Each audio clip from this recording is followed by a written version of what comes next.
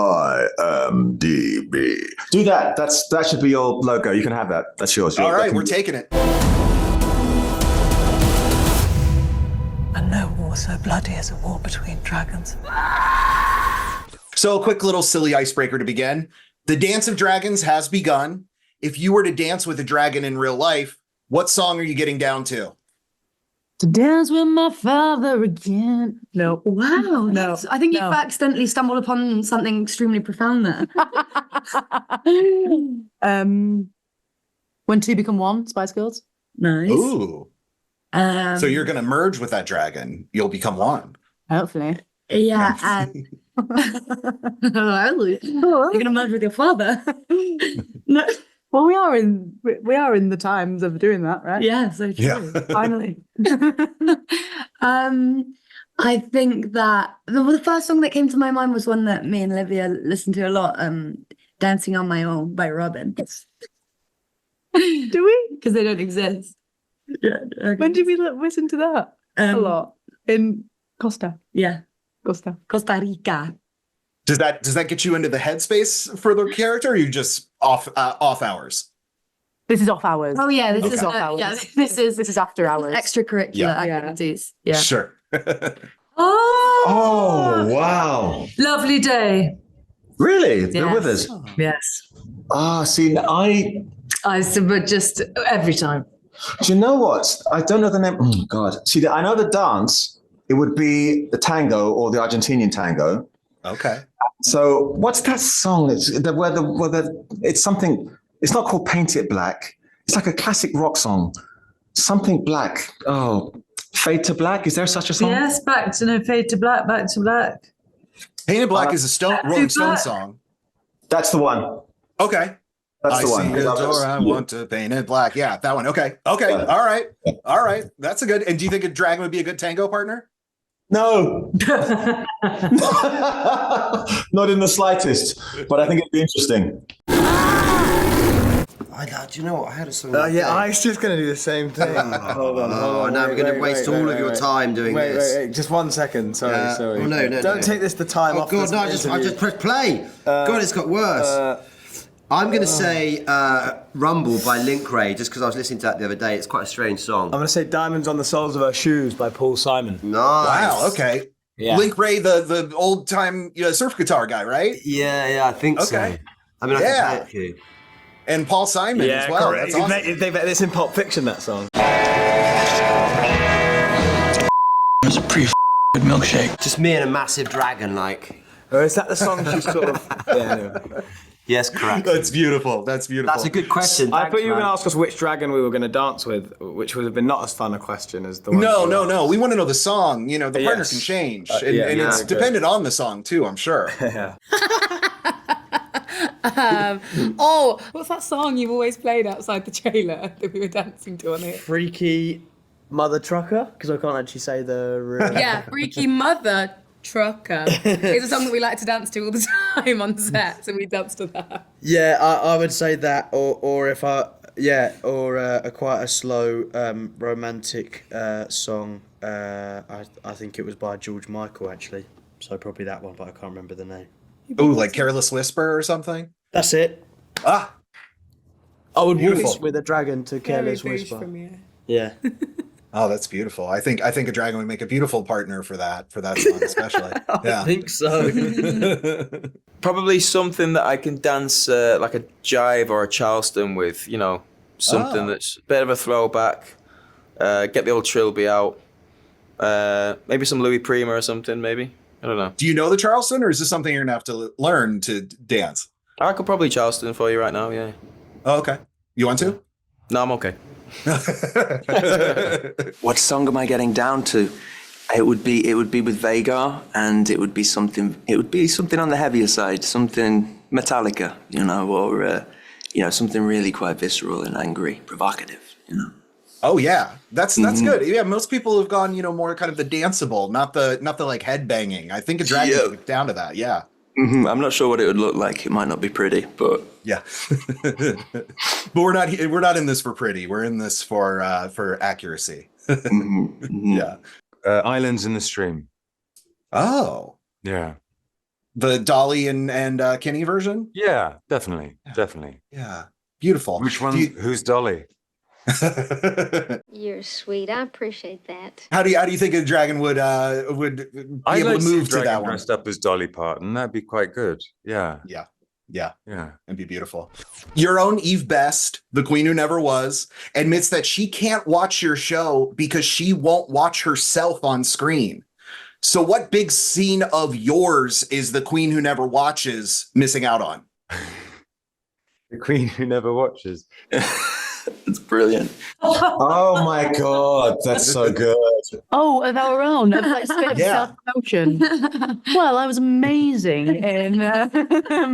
I'd like her to see. Like I thought in season 1, like the scene that me and Eve did together. That was really nice. Really good. In the very like emergency turret one. Yeah. And I really liked working with her as well. That was such a really nice day because you know it's usually me and all the stinky boys. But, you know, it was nice to work with Emily and just be like, I love just bathing in just like this darling. She's just like so luxurious. Just love being around her. So true. Bea, is there one for you? Oh, it's not fair because I'm not in any. Oh well, yeah. The coronation when she erupts on her dragon. Yeah, that's a mega. I don't believe that she's managed to escape that one. No, surely she would have been. She's been like sent a GIF or something. Yeah, somebody. Yeah, I'll do it right now. Somebody's got to make her watch that at least, right? Yeah, surely. God, loads. She's brilliant in everything. So what scene of yours? What do you mean? Like, what scene is she missing out on watching? Is that what you mean, right? Yes, exactly. Yeah, because she's not watching the show, so she's missing all the Damon.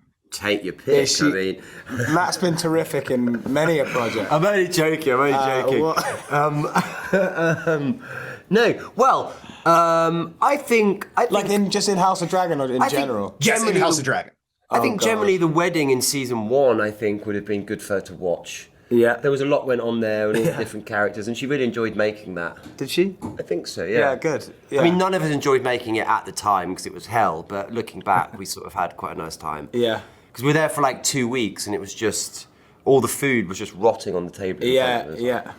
She might have missed any of my sort of plethora of scenes spent stood behind various actors throughout the wedding. Any of those? Looking good. No. Well, until a certain moment in that wedding where what I mean. Yes, where it all kicks off. Yeah, she tunes in for the last 30 seconds. It gets quite spicy. Yeah.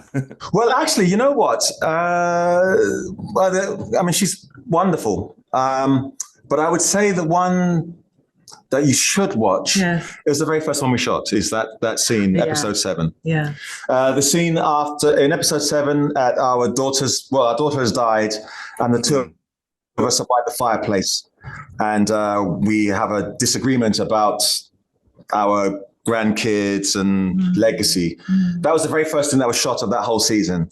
So yeah, and you were terrific in that. So you should. Well, you're terrific in all of it. The thing is that because my background is theatre, and so I'm not used to. I'm unpracticed at, and I watch, and certainly the younger. I noticed a lot of young actors are incredibly comfortable with watching themselves on screen, and I'm sure it's partly to do with. Growing up with a constant presence of screens all around us. Whereas I'm not used to it, and I find it very, very distracting. Apart from also hating what I see. No, I understand that, but because sometimes you get actors who can look at the monitor when they they can't do that. Oh God, no. Oh, I'm rather impressed by people who can actually. But, it's good. Yeah. Take that and then change switch in and out. It's a complete sort of craft. Whereas I just have to. But it's not the way I work. Yeah, I need the director to just tell me. Yeah. Anyway. Olivia said that she really wants you to see the scene where you burst through the ground on the dragon back in the coronation. She said that's something, if you watch nothing else, please watch that. I know. Well, I have seen moments of that because I had to, because there was the ADR, we had to do the ADR, and I did think it looked quite cool. Oh, it does look good. So, yes. Yeah. Okay. At least watch that whole scene, not just moments. It's very, very good. Eve does what Eve wants. I'm not going to be able to persuade Eve to do anything she doesn't want to do, but she's missing out on loads, you know. But that's Eve. We have a really lovely scene in an upcoming episode that's kind of the first time you see Jace and Baela speaking together like adults. Yeah. And I think for fans of the show, it's the first time that you get to see them as three-dimensional people and not just like the children of the realm. And so she's missing out on that, for starters. I think just that, and also in general the amazing visual effects that our lovely Eve didn't get to see in real life, right? You just saw tennis balls and then her own dragon riding. She's missing out on all her own amazing dragon riding. She's missing out on all her work that she's put in very hard for. She and had a then great scene in season 1. Yeah. On that dragon. Yeah, she's missing out. How powerful. At the end of the coronation, right? She did admit she saw a little bit of that during ADR, but she still wouldn't bring herself to watch the Only entire during thing, ADR. Yeah.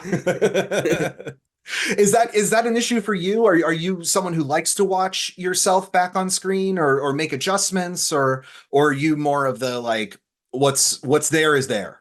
Yeah, I think we've already had this conversation, but we don't feel like it's us on screen. I think, well, for me anyway, I just dissociate myself from Jace, so I don't feel like I'm watching myself. I feel like I'm watching a completely different person, because obviously I'm not a royal prince. I probably wish I was. No, it's weird. It's a weird feeling, but obviously you do feel a little bit of like when you come on screen, your stomach kind of drops. But it's not like you're embarrassed, you know? Do you know what I mean? Yeah, for me, typically, I don't like watching it either. I'm kind of in the same realm as Eve. But with this show, for some reason, it is different. It just doesn't look like any of us on screen, because the hair and makeup and the wigs and the costumes are so spectacular. So I actually really enjoy watching this show. And I think I'm just a big fan of the show anyway, so yeah. And then once you're in that wig, once you're in all that makeup, is it easier to just kind of, lose yourself, to become someone else? Yeah, 100%. The second you put it on, it's like a different posture, a different way of speaking, a different way of like breathing. Yeah, it's kind of crazy. I think. I mean, there's a lot of scenes. Everybody on this cast, they really are some of the best to do it. It's one of the best perks and best parts of this job is working with this talented cast, and also the crew. The passion that resonates throughout the set. It really is. It's inspirational. And it's certainly one of the things that I looked forward to coming back to season 2. Well, I don't know, because I'm the same. Oh, no kidding. I can't. No, it throws me off too much, mate. I can't. We were in the screening last night here in New York, and it was absolutely magical to be able to share that with everyone. But just seeing your face 30 foot wide on a screen there's nothing worse. You just bow your head and kind of appreciate everyone's responses, but there's lots of lovely scenes. There's lots of juicy, emotional, heartbreaking, funny little moments that we have with Aegon, and there's a few. There's good. I enjoyed it.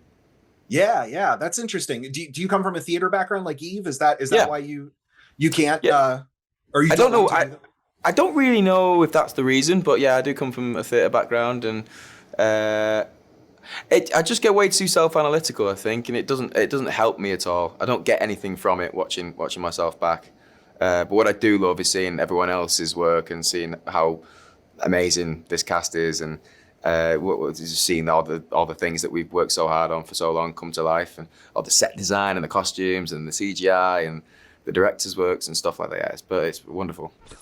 Fabien, you contend that Ser Criston Cole is going to be one of the most hated characters on TV by the end of season 2.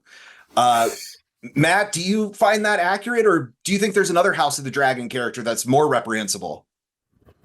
Yeah, I mean, look, I think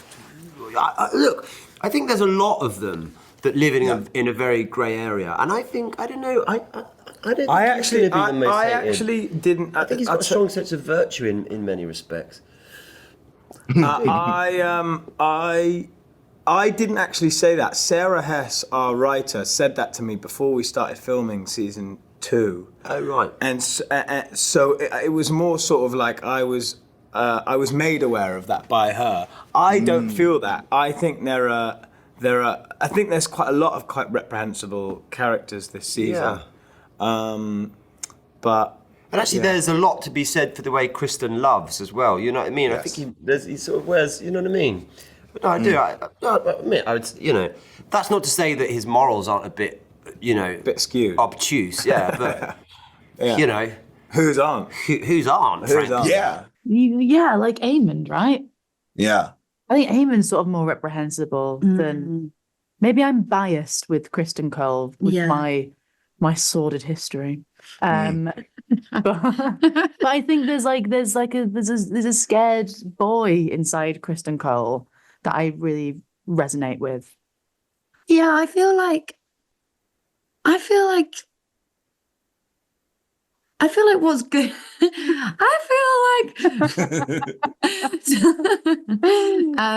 With this show, I think the great thing about it is that any character that, does reprehensible things, they'll get their moment where you see it in their eyes or their eye that, that they're just a damaged baby inside.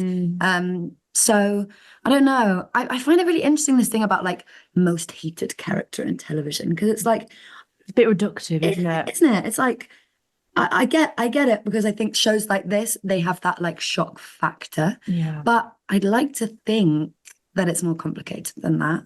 Yeah. Like the most. Yeah, absolutely. I don't know. Yeah. What do you think? Yeah, no, I think he's a character that's, just fighting to survive. He's not fighting, he's not doing the things he's doing to be, evil or vindictive. It's and he's self-made as well. Like he's come from like a really, I don't know, what's the equivalent of working class in House of the Dragon, but he's without any nobility, and I think he is just striving for survival. I can neither confirm nor deny, for sure. But I love Criston Cole, and especially Fabien Frankel's performance of him. His performance in the show is one for the gods. And just Criston Cole as a character, he's the underdog, similar to Vhagar. He's almost a relic of war. And when during peacetime you're deemed irrelevant, you're deemed superfluous, and so when war does finally come knocking, it's those guys that you go to get you out of it. Yeah, I think they're all pretty despicable in their own way, but there's so much more to everyone than just sort of darkness and horror and vile behavior. Everyone's each character has their own complexities and their own sort of multifaceted layers with that depths that they don't even realize that they have, and that's the sort of the beauty of being on a project like this and working with these amazing writers, that they're able to weave that tapestry so well. So yeah, I don't know. Maybe look, some people hate Aegon, some people hate Aemond, some people hate Daemon, some people hate Rhaenyra. And that's why it's great, because it splits the crowd. Makes it fun. Absolutely. How do you feel about Aegon? Have you found a love for him, an understanding for him? How do you connect? I love Aegon deeply. I find him the most tragic story. I have a deep, profound love for him. I think I kind of have to, because I'm playing him as well. You can't dislike a character you're playing, because you're coming at it from a position of judgment then, and that's never helpful. But I feel sorry for him. I genuinely feel sorry for him. I think he's been dealt a rough hand, and he's not had the emotional maturity or even access or capability to be able to digest and deal with the things he's been dealt. Yeah, he just got pushed into all of these things and is now, supposed to be the next king. Like, that's his lot. That's what, he's been told, what's been fated. So it's I think it's more as well with the way that he is, the love in the family. There's no love there at all. And he desperately seeks that out. He's the biggest fears for him are not being seen as weak and not being loved, needing to be acknowledged. And this is the first time we see Aegon with purpose now. He is kind of claiming the love and acknowledgement that he needs. You love me, you imbecile. The problem with Criston Cole is he's angry about I don't know what. It's certainly the way he was in season 1, the way he is with Rhaenyra, because she has the good sense to say to him, well, no, I'm royal. I'm not going to marry you. This is a thing. And he just becomes this weird, I just think he's driven by darker forces. Because even someone like, say, Aemond, as this season continues, you see that he and Aegon and as we've said before, Daemon are basically just lost boys. You know, they're looking for love or something. You know, they're lacking something in their lives. But Criston is something else. It's kind of weird saying that about it because Fabian's such a lovely guy. He's so lovely in himself, but I think also he's so fundamentally untrustworthy because he's got this kind of lovely demeanour, but actually you know that there's kind of so much double talk going on. Yeah. But once he switches it on. Hidden agendas. Yeah, definitely. Oh, I don't know. I mean, I imagine I'm the most hated, but I don't know. Maybe he could nick my, I'd be... I wouldn't be doing my job if I wasn't. But I don't know. He's pretty brilliant, Fabien. There's nothing he can't do. So, I'm sure if anybody could do it, I'm sure he could. He wants to nick my crown of being a bastard. Right. Is there? Do you like to be in that position to have playing Larys and being a bastard? Wow, it's kind of I think it's like. It was kind of like my job in the first series, I think.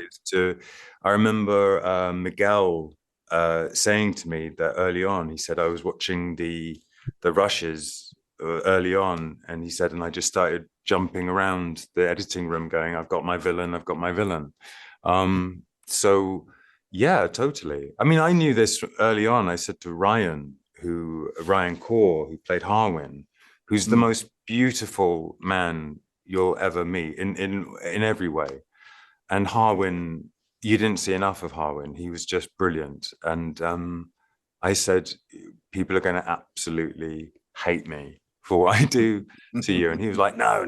But I was right, Yeah. No, it's kind of my job. And then on the flip side of that, do you love your character or do you just, understand and connect? Oh, I love him. Yeah. I think he's great. I mean, but I have to. I think he's wonderful, and I really admire just that his tenacity, really, and his will. I think is really admirable. And he really acts on the world, and he doesn't let anyone hold him down. I think he's great.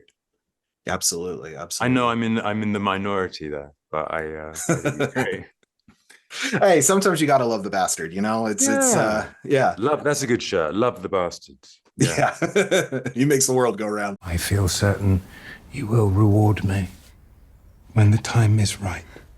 I love Rhaenyra. I love Daemon. I love Criston Cole. Twins. Yeah, I love the twins. I love there's loads of characters that I think, even though they do ghastly things, I love the character of them, even if I don't love the behavior and the action. Do you feel you have to have that connection of love to play a character successfully? Is in like of love for the character that we're playing, or love? Yeah, or like love that understanding love. It doesn't have to be kind of like in love with, but a loving understanding, I guess. Yeah, I think that. I think you have to be. Yeah, I think you have to. Matt was talking about this earlier. I think you do have to understand your character at least to some extent, or find a way to, in order to justify their actions. Otherwise, it becomes very one-dimensional. That said, I can't sort of justify necessarily the way in which Criston Cole responds to certain things, but I understand from what place it's coming. But it's not your job to justify it either. That's the thing. We're just there to perform the action as truthfully as possible, without judgment, really. And then it's up to the audience to go, oh, what an idiot, or oh, no, he's all right. Yeah. I love Aemond. I mean, that's just so... But yeah, I love Aemond. I love Daemon Targaryen. All the characters, they're all so juicy. And I love watching the show. What is it about Aemond that you love? Is there something specific or just something that you connect to? There's so much. He's such a juicy character to sink your teeth into.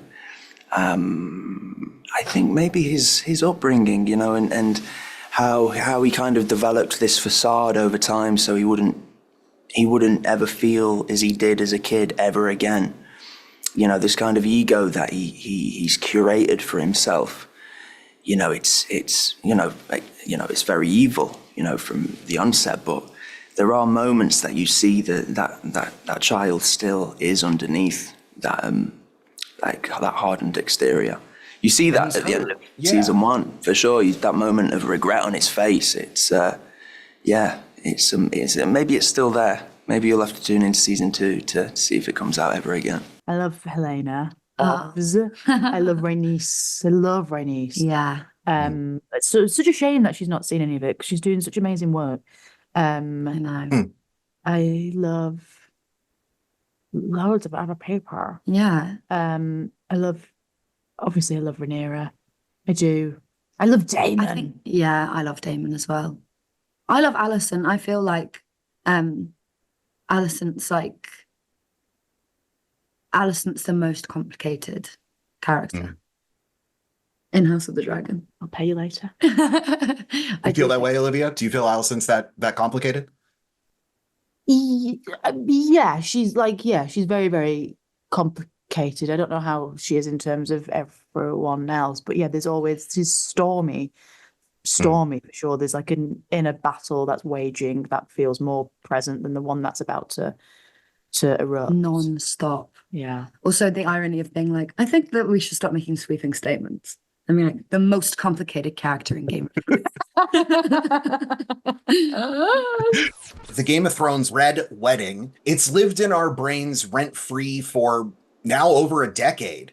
Is there a moment from House of the Dragon that occupies similar brain space for you? Yeah, there's a few. Yeah? I don't know if I can spoil, but maybe what Aemon does in The Skies Above Storm's End at the end of season 1, maybe that's up there. Maybe I haven't actually watched the Red Wedding because I haven't seen Game of Thrones, so I can't really make a very accurate comparison. But from my understanding, it's very shocking and quite evil. Yeah, is that rare around the cast that you've never watched Game of Thrones? I'm not too sure really, but it was just never something that I wanted to bring a fresh take and bring something, you know, completely off instinct onto the table. I didn't want to watch the original show and have it affect my performance in any way, shape or form, whether it be subconsciously or consciously. I just wanted to go in blind, so to speak. That's really interesting. Yeah, that's a great approach because I think everyone else is trying to, you know, compare themselves or match themselves to that, but having it fresh, that must bring a lot of, you know, discovery for you. Aemon's a one of a kind. Are you like Ewan? Have you watched Game of Thrones going into this, or I hadn't seen Game of Thrones, but once I got the job, I then blitzed the whole 8 seasons in something like 3 weeks. I didn't come out of my bedroom. Interesting. So on the subject of Game of Thrones, the Red Wedding has lived rent-free in our minds for over a decade now. Is there a moment from House of Dragon that occupies similar brain space for you that just kind of floored you, kind of hit you like a ton of bricks? Yeah, there's a few, but I can't tell you those. Okay, good. It makes my job that much easier. I'd seen bits of it. I hadn't seen the whole thing, but it's so famous that I feel like I have. You know, the characters are so iconic that you kind of feel like you've seen it, even though you actually haven't. Yeah, that's interesting. I'm talking to, you know, several of your cast members who either never watched it and didn't want to, you know, change their expectations going into the show, or you know, are just now catching up that they're a part of it. So, you know, is that a perspective that you share, that you didn't want to, you know, color your expectations? No, but it's more that just there wasn't the time. You know, there's about sort of like 50,000 hours of Game of Thrones, and you know, we go, well, we're filming next week. You know, there just wasn't the time. I'm afraid, but from what I've seen, it's fantastic. You know, and obviously the impact it's had is undeniable. So the characters have made multiple comments about a person having a dragon stink on them after writing. What do you think a dragon smells like, and would you put up with that stink to ride a dragon? Yeah, yes. I think it would probably smell like sort of wet, leathery, fishy kind of a smell. I don't know. I think you'd always want to have a very big bath after you'd been Now that you've said that, I have even more admiration for Corliss because he's having to put up with that. She always goes and has a bath there. Yes, but she walks through the house and I'm like, yep, that's the woman I love. That's who I'm sharing my life with. The one who smells like Gucci shoes and halibut. That's my lady. But it would be sort of fishy, wouldn't it? It'd be something. It'd be pungent. Yeah. It would be, yeah. Good question. Oh, And you'd put up with it, right? Yeah. To write a, I mean, she puts up with you. I mean, he's been 6 years at sea without a bath. Come on. I mean, there's putting up with, and there's quite a lot of putting up with from my end too. Touche. Thank you. I feel like it would smell like really bad sort of burnt toast because of the fire. Yeah, burnt toast, like burnt hay. Yeah. Like burnt straw and like farm animal mixed with toast. Burnt toast. Farmy toast. Smells like farmy toast. What do you think? I thought maybe some kind of like brimstone, for the fire, but I don't know. But I like the idea of burnt toast. I think I could actually like be okay with the burnt toast smell. Yeah. It's quite a powerful smell. Yeah. Steve said fish, and I can't really get that. Steve and Eve said a fishy smell, which I guess because they eat so much fish, but I couldn't get that out of my head. Maybe they're feeding their dragons fish. Maybe because he's, king of the sea. Yeah, that's true. Maybe, he has a lot of fish. maybe our dragon smells like fish, but ours certainly don't. He also said he probably smells like fish, his character. So maybe he's just smelling himself. Yeah. Maybe he needs a shower or something. Yeah, granddad.